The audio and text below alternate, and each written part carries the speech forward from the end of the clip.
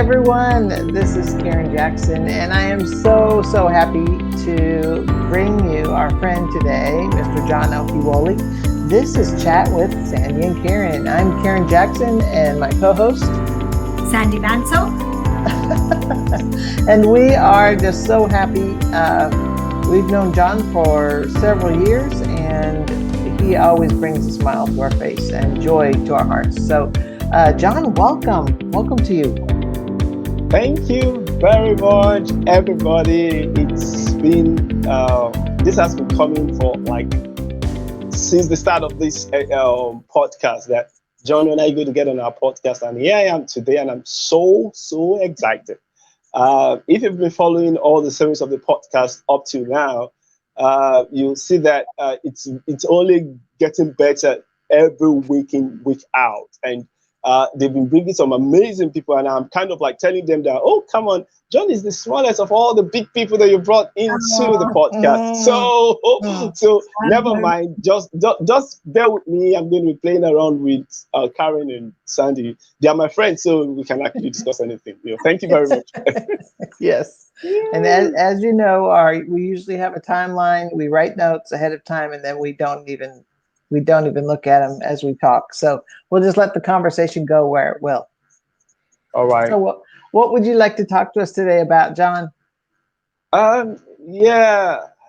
I was saying some things at the back of the hall before we got live here. And I'm saying that so many ideas were popping on in my head about what we're going to talk about, because when you're talking about education technology, we're into it, and there's so much, and it keeps developing every day. So many things that we could actually talk about. But the thing that really resonates with me while I was talking with Karen and Sandy is rehearsal. I think if I could actually write that on a paper or on a cardboard and say, yeah, rehearsal is something that you're supposed to put in front of yourself while you're working as an educator right now. Rehearsal. So I guess I can actually talk so much about rehearsal, and the word rehearsal comes very fitting for so many professionals. You talk of the artists, you talk of those ones that sing, different set of people like that, but the educator needs to understand what it means for you to have rehearsals right now. You can't expect even the most prolific singer in the world to come on stage without first of all sitting down with his or her team to kind of like say, okay, yeah, where are we going to start all this? If we're going to have a live show, so how do we start? A whole lot of things comes into play in the rehearsals before they come live for us to see. If you see the behind the scenes, you see that a whole lot of horrible things have to come up before they come up with something really golden. I use Karen's word, for them to be able to kind of like come up with a very good blend. So for you as an educator, do you really rehearse? You kind of like, yeah, I don't play the guitar and I don't sing songs, but you come in front of your students. They are your audience, and you have to leave a lasting impression on them. And that means that you've got to prepare behind the scene, rehearse what you're doing, and think about it, and think in different terms of how what you're doing is going to impact the learners. So rehearsal is a very, very powerful tool and very, very powerful word and concept. Thanks to Karen and Sandy, I just came up with that right now, and we need to talk about it the more. Thank you so much. We do. Long is the prologue or whatever, or for whatever I wanted to say here. Whatever. Well, people, the key thing I think with rehearsal and just rehearsing what you're going to say is you make mistakes. Yeah. That you make them beforehand, and that way you know what's gonna come up. My director used to say, "Practice doesn't make perfect. Practice makes permanent." And for a while, she was a piano teacher. I mean, musician, and that really stuck with me. And so, you want to be permanent in what you're going to say, so that you're not just as things don't surprise you. Very, very interesting to understand that uh, you you you need to get that into the system of whatever you're doing right now. Uh, Technology is an ever changing field, Mm. and it's one of the most dynamic, if not the most dynamic field in the world right now. And the fact that it keeps imparting everything and anything means that you would employ, or you would bring in technology to whatever you're doing, have to effectively keep on rehearsing with it. You need to keep on working on it. You need to keep on developing yourself, and that's the idea about professional development anyway. Professional development gives you the tools for you to keep on getting better, but you've got to make use of those tools. You've got to build with them. Uh, Recently, Google, what we've known all these years, G Suite, just changed, and we now have Google Workspace. And Google Workspace came with a whole lot of other things.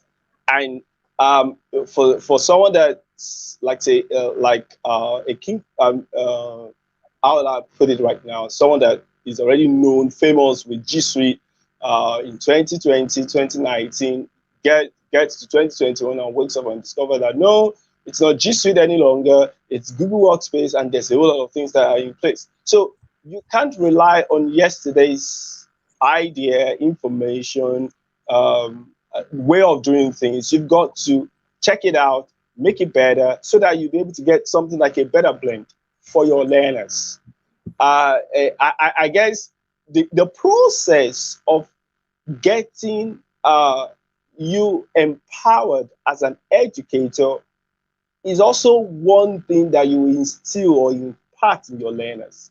When your learners understand that you come into class and you have not just one way, but several ways of doing things, and you're kind of like coming home excited and say, "Yeah, I just discovered something while I was reading." Your learners are actually listening to you say those words.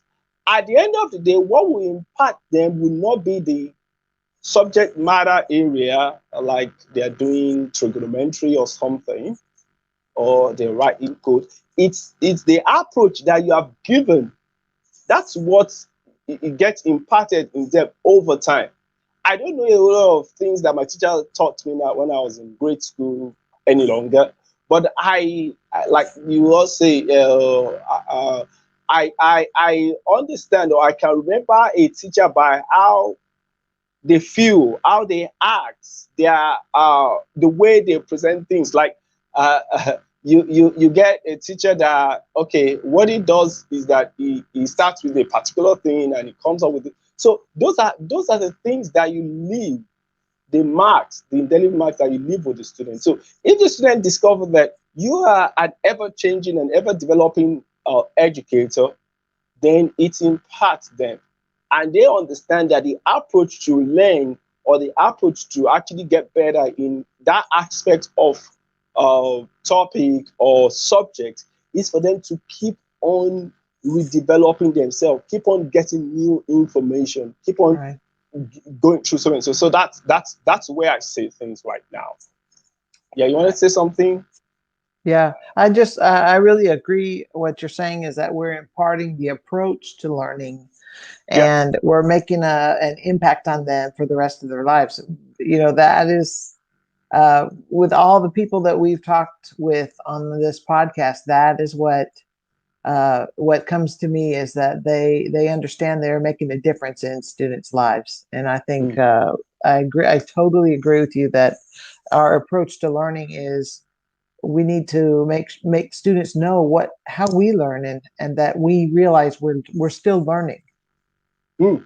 Yeah, it's important that we still show that we're still learning, and it's very, very important. And that's the difference that uh, being an educator in the 21st century is going to bring up right now. I was thinking of something before we came on board.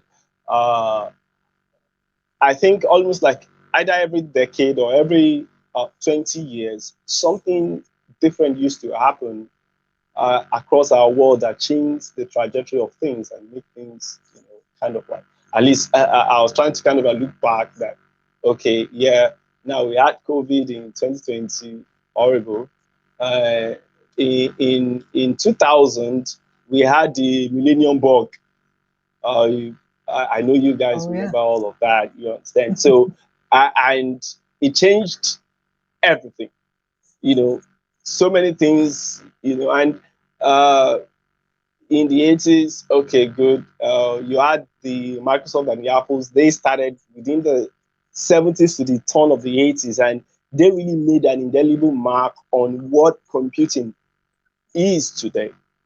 So It's true. there's a kind of like a revolution that is not a forceful, no, I wouldn't say forceful things, but that does not involve like militancy, but it transforms how we tend to do things. And that's an indicator to show to us that in the next 10 years or in the next 20 years, so many things would have changed. And I was going through an information recently, and they were looking at adult education and the journals and the literature works that were coming up. And the one person remarked that it seems these things are actually not changing. That is, are adults not really giving into technology use and all that? And I'm like, well, there are several sides to that anyway. Now, if they can still get along and they feel that, yeah, my time is up, I don't have so much to do here again, so they can keep to what they're doing. But the problem is going to be that if they have a younger person that's actually following them and they instill that orientation into them as well, it's going to be pretty bad for the person, because when things keeps on changing, you kind of like think that, oh, we'll have to be static. You don't have to be static. So it's important that we understand. Now we started from rehearsal, and we're looking at how things keep changing to make sure that now the rehearsal helps you to be able to keep up with the trend, keep up with the updates, and makes you innovative. In fact, that word, yeah, I'm talking to innovators. Yeah, very great. I said the word. Yeah. So I'm supposed to introduce my interviewers. I'm supposed to introduce them because they kind of like, yeah, some of the most innovative people that I've ever known, and they keep coming. It's kind of like really very interesting. Now, innovation is not in the big gigantic things, but innovation is in the small things changing over time. Yeah. You don't have to do the big bluster thing. Yeah, it's big. No, now start to change the way, the dimension, the part, and it starts to come like that. And that's the essence of innovation. And before you know it, within how many years, a whole lot of things have actually changed. And that's the kind of like thing that I demify, or that I see that educators need to imbibe. Educators need to understand this and then be innovative.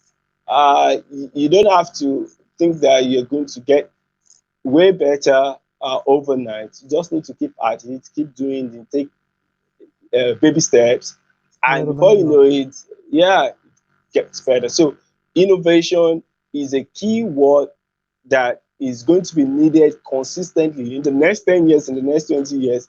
Innovation will still be innovation. And Yeah. the only thing is that are you innovating? What new things are needed in the system, and all of those things like that. So that's one of the interesting things that yeah. My uncle, please tell me, what are the things that you really want me to talk about? I think I need to ask you that question, because I could get into talking, I get into so many things at the same time. I was going to say, that's why we love you on our show, John. Yeah. Oh my goodness. Yeah. Well, You just talk wanted to me us, to cut. Yeah. Okay. Go ahead, Karen. talk to us about TVET. Woo! That's a fun place. Thank you. Okay. So start to, you have a checklist. So start to ask me about the checklist. I think I owe up to you for that. So yeah, TVET is a very, TVET, if you don't know TVET is very simple. Technical and vocational education and training. And it's talking all about the vocational aspect of education. Now we generally understand that there's a general education system. That's where you have the training that people get through school and get to the university and get to pick up anything that you want to study. Then TVET comes in to start to look at the technical harm and then deal with it in a kind of like, okay, yeah, how do we get some of this practicality into whatever we are doing? I mean, yeah, and TVET is in every aspect of life. Yeah, from agri to engineering, whatever you think of, you're going to find out that TVET is definitely involved.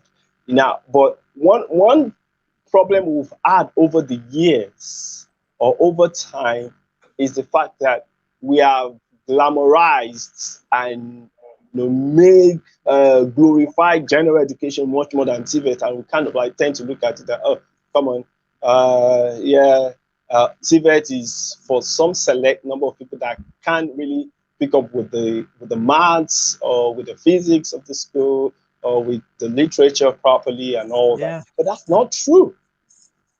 That's actually not true.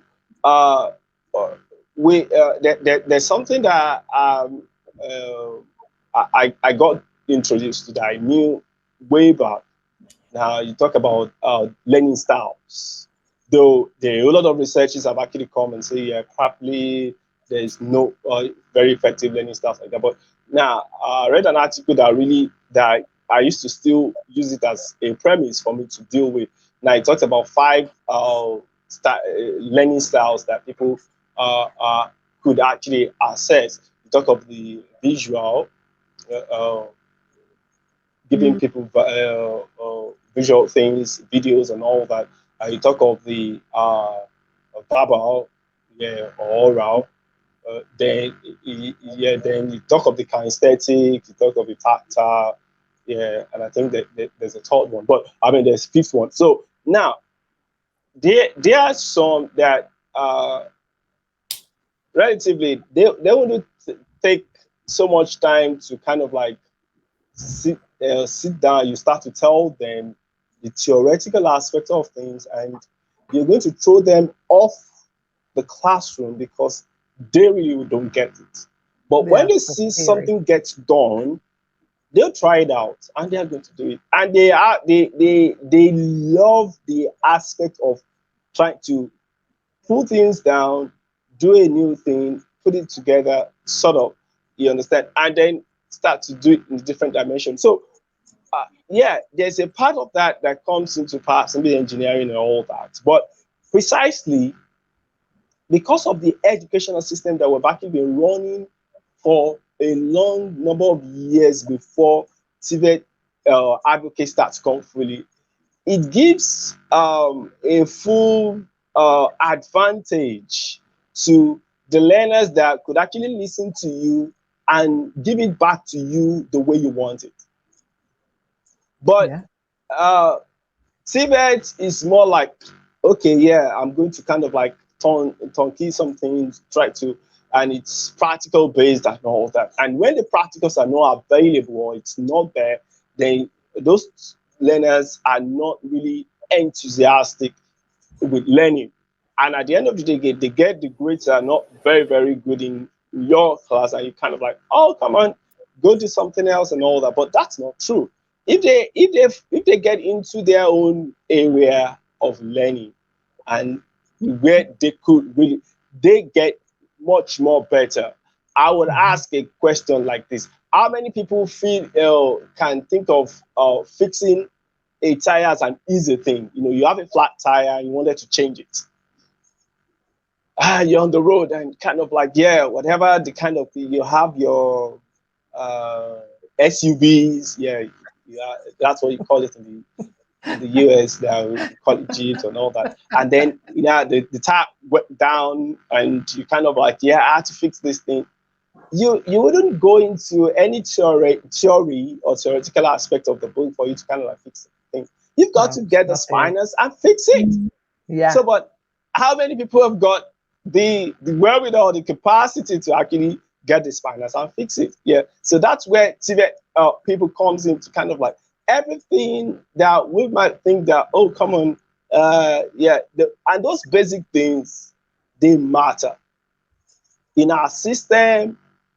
Talk of agriculture, without the farmers getting at it, you know. Yeah, Karen is a gardener. Yeah, so she understands what I'm talking about. Yeah, so I am someone. Yeah. So that's the beauty about it. And the more we encourage those aspects, the more we give ourselves the opportunity to educate more people in our system. Because either we like it or not, there is a shortfall that because not all universities will not be able to take all people at the same time, and not everybody will be ready to come and do the humanities or do the engineering and start to do all the theories and do the models in the school and all that, you know. But think of it, even TVET is in medicine. There's a whole lot, you know. So TVET is an aspect that is very, very important in our system, and we need to really get it. And that's why I'm really excited to be part of TVET. And if you wake me up in the morning, I will tell you about TVET. So I would ask Karen next. John, what inspired you to start TVET? Oh, well, I'll say this. I had a father that's actually a TVET professional, and he got me into it at an early age. So he did take contracts. He worked at the Federal Parastatal, so he's a water resources engineer. So and he take jobs outside his office. So he's kind of like, I'm one of those guys that will pick up and say, hey, let's go there, let's go and fix this. There's a tap bad in that place. Let's go and do this about that. And so through that process, I got to start to do that early on, you know.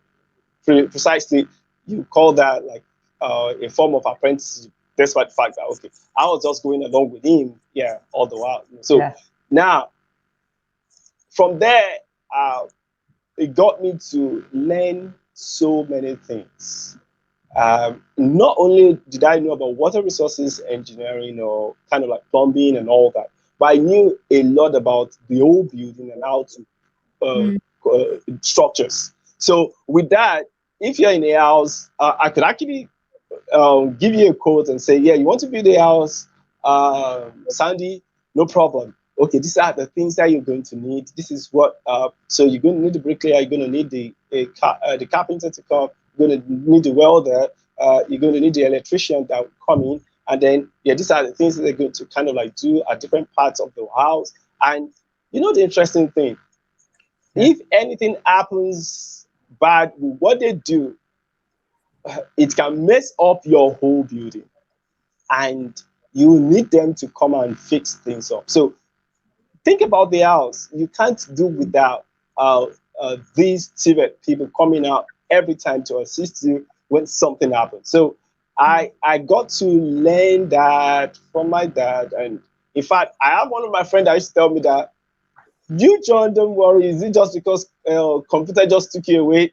You're supposed to be a TVET person. I said, well, what am I going to do? You understand? So, but it's just an interesting thing. Perhaps I might still think of doing something in the future about that area.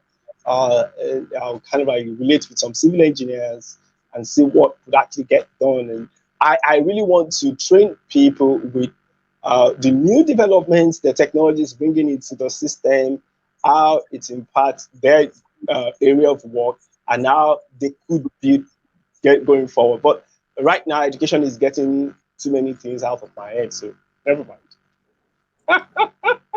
Well, I Yeah. like system. I mean, both of everything that you talked about today has been systems thinking. And I Wow. think if we kind of get our brains wrapped around that, we'll understand that everything is connected and it's a system Yeah. that we need. It's really, really interesting. Yeah, systems. Um, I just said this, like, I do a whole lot of things. Never mind, I'm switching right now. Okay. In the policy arm of education, and I see that dealing with like in the SDGs, we talk about quality education goal 4, and you kind of like look at it that to actually get anything done for quality education, you have to think in terms of the systemic nature of the whole thing. You don't have to just kind of like say, hey, yeah, these are the things, these are the most important, and these are the less important. So let's treat these as the most important. And oh my goodness!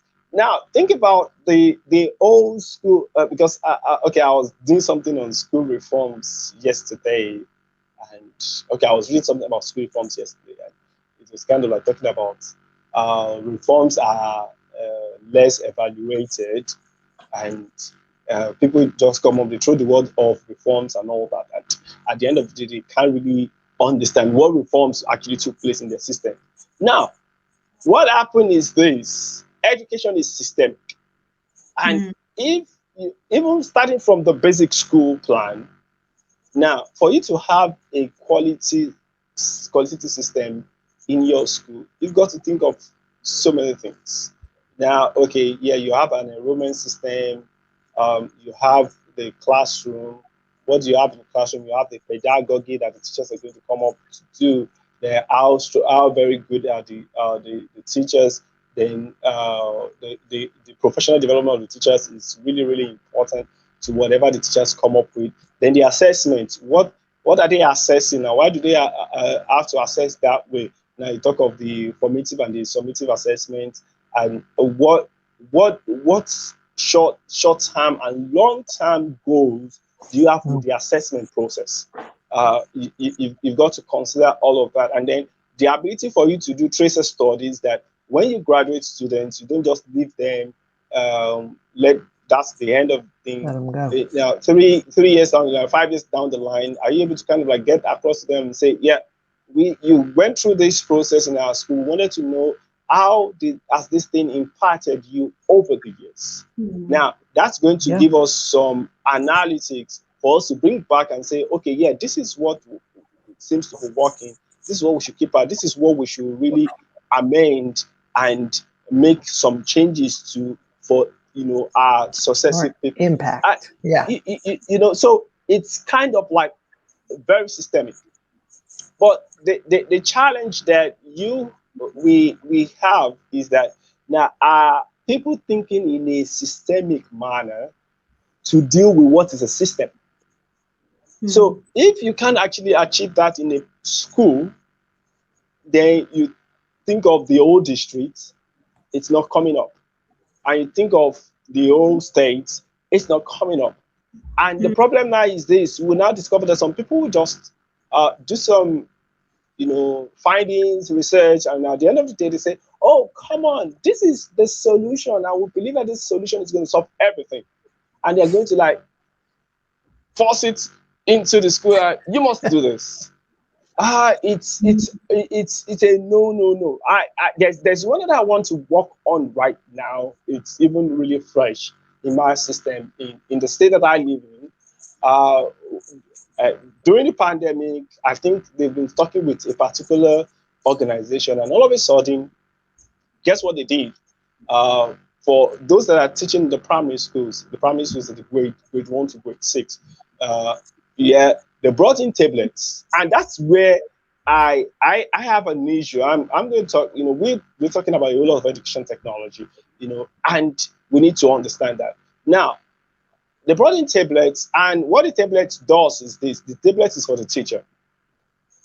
The teacher is going to hold the tablet, and class starts 3:30 p.m. and it's going to end at 4 p.m. Now, they've calculated what the teacher is going to do between 3:30 and 4 p.m.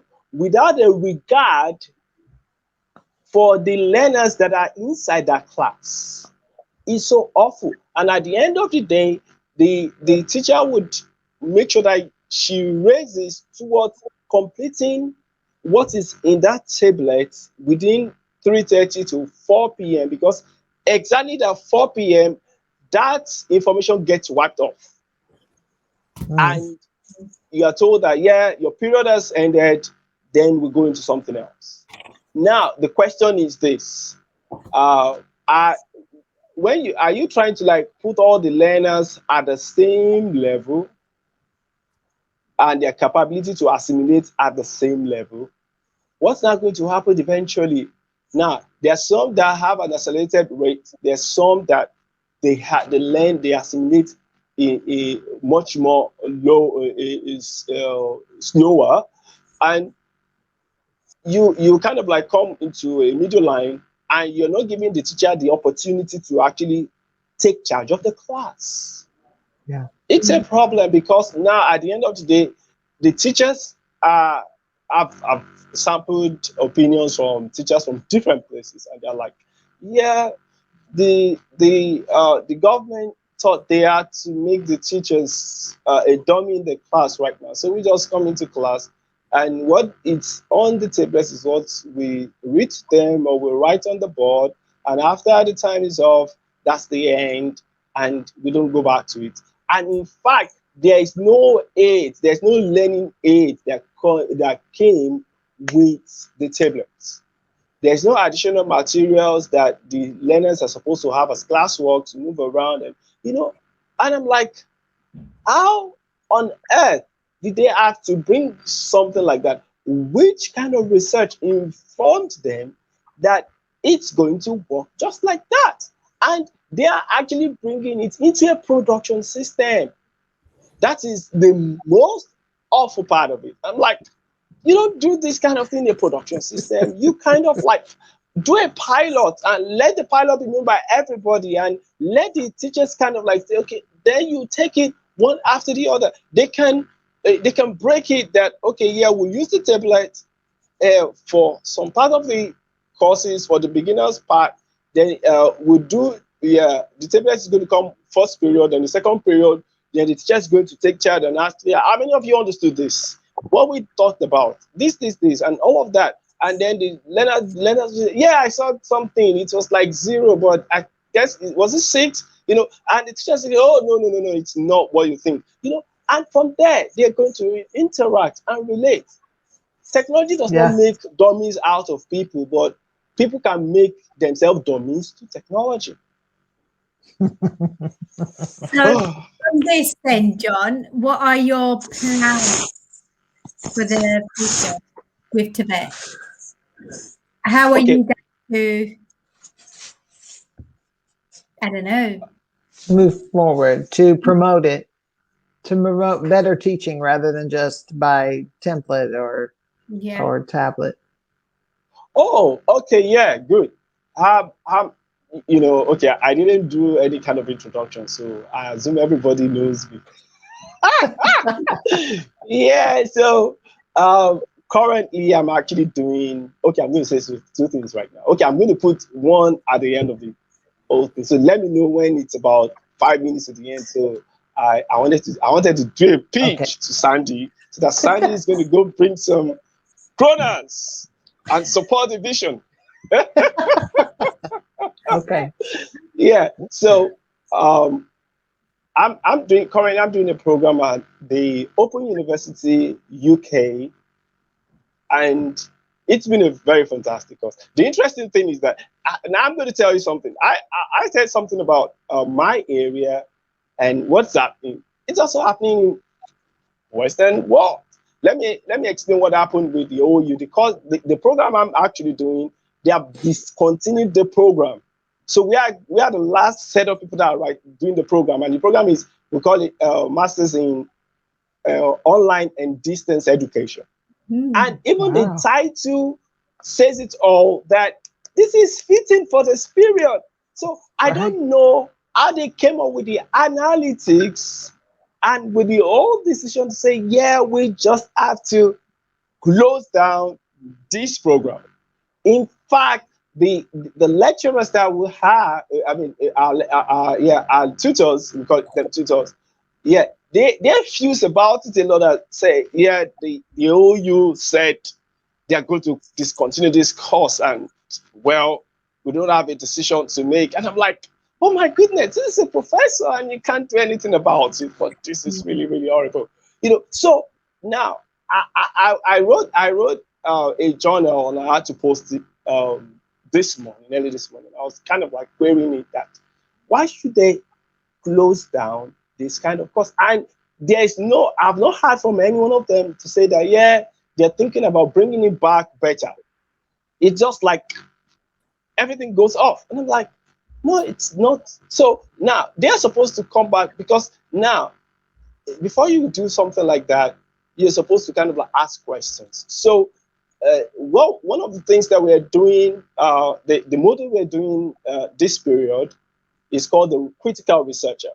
So either I like it or not, I have to get all out and start to put all the questionnaires together and ask people. Yeah, Karen has always been very, okay, both of you have been very, very good at helping me to look at my crazy questionnaires at some crazy timelines. And I'm like, what's challenging with John? Every time he's always come with something weird.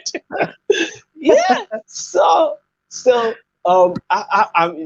rest assured, look out for me. I'm going to come up with another questionnaire very soon. So awesome. Yeah. So I already spoke with one of my colleagues, and I'm like, we are going to do something about this system. So let's ask questions. Let's ask the teachers what's happening. Let us know the process, end to end. What's happening? Then let's now write the organization behind the project and say, why did you have to do this? Then what informed your decision? And then let's engage the government and say, government, whatever you're thinking, what are you doing? Things doesn't just happen all of a sudden and you expect it to just be like that. You can't just apply a fix. You just have to get to know that there's a level, there's a way you actually bring in things. Change happen overnight and you expect that things are going to change. You must make sure that you carry the people along. You do everything. I mean, you take it in a stepwise manner. So that's what I'm interested in doing, because I have a research to prepare, and I already made up my mind that I'm going to do something like that. I'm going to use the opportunity to do that, because now I'm getting off the fact that I'm going to do the talking and not the walking. I have to walk the talk. So, Sandy, did I in a way answer any question that you asked? No, we certainly do the talks. Yeah, exactly. And you're going to walk the talk. Yeah, exactly. And one way, okay, so like how many minutes do we have left? Let me know. Okay, we are down to the 5-minute mark. Okay, good. Yeah. So to walk the talk, guess what? We did some things last year, and you were the heroes of the program. I was just kind of like looking around. Yeah, is Karen here? Where's Sandy? So we did things about the Yeah, it was very good to do that last year. I think it was very energizing, and I think your student teachers were ready, and I thought that was a brilliant program you had initiated with. Exactly. And then you did the 24-hour marathon. You and Karen also didn't get sleep for 24 hours. More than 24 hours, about 30 hours. Mm-hmm. Oh, yeah. Yeah, because we prepped before and after. Exactly. Yeah. That was something. Yeah, that was good experience. So we'll put the links to those, like to talk about the TeachAthon and the coding class and it wasn't really, it was a pedagogy class, right? Yeah, exactly. That we did. Exactly. And the interesting thing is that I really want us to go even much more with what we did last year. So the organizations that are going to be handling that, I'm actually setting them up. I'm kind of in the transition period right now. So I'm actually putting a whole lot of things together. So guess what? TeachAthon is going to be a Google education partner. And definitely along the line, we're going to be a Microsoft partner and Moodle partner. Now, why we're actually bringing all of that together is this. We wanted to, create an enablement. Okay, I come from Africa. So there's a whole lot that is that can be done in the system. Professional development is not as really pronounced as it is in Europe or in North America. So, but I guess we need to actually start to make that as a staple right now. And that's one of the things that TeachAthon is actually coming up to do. Now, such that at the end of the day, I appreciate the works of like Commonwealth of Learning. It's an intergovernmental organization, and they have been floating a whole lot of open educational courses, MOOCs, basically, lately, and they work with governments and all that. But yeah, that is still, for me, that's still a drop in the ocean, because there needs to be more that will be done. And at least we can actually contribute, like maybe our quota in the system, to make sure that, professional development gets even deep down, and the and the educators have access, more opportunities for professional development, more opportunities for them to kind of like understand that, okay, this is a continual process. You're a lifelong learner if you're an educator. I think I'll repeat that. You're a lifelong learner if you're an educator, then that means that you need to keep on developing yourself. And that is where I believe that I'm supposed to kind of like station to make sure that we keep on letting people to understand that you don't have to stop. You need to keep on growing because of your learners. Your growth impacts and affects your learners, the bottom line. And very, very important that if you grow, your learners will feel the pulse and they will grow as well. And immediately they understand that you have actually put them on the same path for them to continue to develop, because the what they are going into, they still don't understand. 20 years ago, there was no Facebook. Okay, perhaps maybe there was Yahoo Messenger and everybody was, it was just kind of like being tried out and all that. But now we've got Facebook, we've got Signal, we've got Telegram, we've got all the stuff, and 20 years to this time, I don't know who's going to help me to look at the crystal ball and kind of like say, 20 years, Sandy, maybe you try that. This is what's going to happen. I'm very sure of it. I've actually seen it. So you need to prepare the learners for their future, not for your past. I do tell people every time, and that means that you need to grow yourself to be able to be a kind of, not a prophet, but a kind of like a guide into the future. And that is why professional development is key, is something that you can't do without. You just have to invest in it. So we wanted to kind of like make people to understand that, invest, and keep on investing. That's why we have a TeachAthon, and we have TeachAthon. And in fact, the name of the organization is TeachAthon. So now kind of like, keep rolling, keep developing, because that is what is required. Yeah. 5 minutes is gone. John, wow.